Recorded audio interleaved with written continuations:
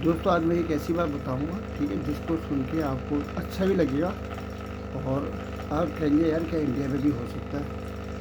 ठीक है, और ये रियल घटना और सच्ची घटना है। ठीक है, और इसको जो दिल से समझेगा, फीलिंग के साथ सुनेगा और समझेगा और हवा हवा में ऊपर से नहीं ले जाएगा, तो उसके लिए ये बहुत अच्छी फैक्ट है और आने वाले समय के लिए, उसके लिए फ्यूचर के लिए भी बहुत बेटर होगा। दोस्तों अमेरिका के अंदर 15 साल का बच्चा एक ब्रेड स्टोर से ब्रेड चोरी करते हुए पकड़ा गया और भागते वक्त उससे स्टोर की एक शेल्फ भी टूट गई। जब उसे अदालत में पेश किया गया तो जज ने उससे पूछा कि तुमने क्या रियल में ब्रेड की चोरी करी। उसने कहा हाँ, मैंने ब्रेड की चोरी करी।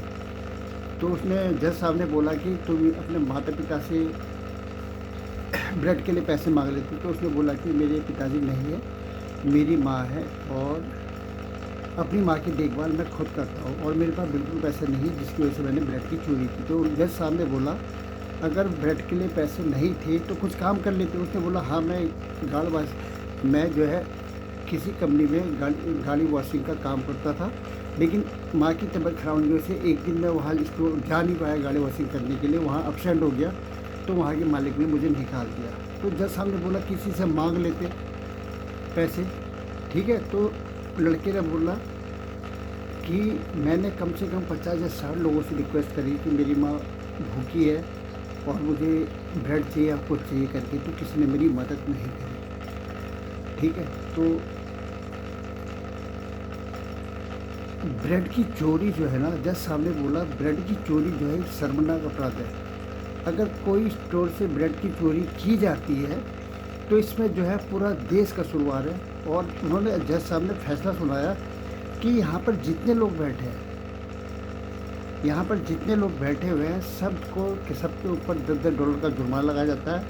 और खुद जज साहब ने $10 का जुर्माना, खुद $10 अपनी तरफ से भी, ठीक है, जुर्माने के तौर पर दिए। और स्टोर के ऊपर $1000 का जुर्माना लगाया जाता है, क्योंकि उन्होंने एक बच्चे के ऊपर ना, एक बच्चे से जो है गैर इंसानी सलूक, ठीक है, एक बच्चे पर एक ब्रेड की चोरी पे गैर इंसानी सलूक किया। तो उन्होंने स्टोर पर $1000 का जुर्माना लगाया और 2 दिन की वार्निंग दी। अगर 2 दिन के अंदर $1000 अगर नहीं चुकाए जाते हैं तो स्टोर को, पुलिस को सील करने का आदेश दे दिया जाएगा। ठीक है, तो मेरे कहने का मतलब ये है दोस्तों कि अगर कोई स्टोर से या कहीं से भी अगर किसी देश के अंदर ब्रेड की चोरी होती है, ब्रेड, ठीक है, तो इसकी वजह कसूरवार हम सब लोग हैं। ठीक है, अगर उसको जो है ना, अगर ब्रेड की चोरी के लिए अगर हम इसमें अगर भागीदार इसलिए हैं क्योंकि हम एक दूसरे की कभी भी मदद नहीं करते हैं दोस्तों। जो कमज़ोर इंसान है ना, उसको सपोर्ट नहीं करते, उसको उठाने की कोशिश नहीं करते हैं। ठीक है, तो इससे क्या है, पूरा देश शर्मिंदा होता है, एक प्रश्नवाचक चिन्ह उस पर लगता है दोस्तों। ठीक है, कहने वाले ने कहा है ना, अगर किसी स्टोर से कोई इंसान अगर भूख की वजह से ब्रेड चोरी करता हुआ पकड़ा गया तो उस देश के लिए शर्म की बात है। क्यों? रीज़न ये है कि इसका मतलब उस देश के अंदर जो है ना, जो कमज़ोर है, जो गरीब लोग हैं, उनको कोई रिस्पॉन्स नहीं देता है, कोई सपोर्ट नहीं करता है, कोई उनको प्यार नहीं दिखाता है, कोई उनके पेट भरने की कोशिश नहीं करता मेरे भाई।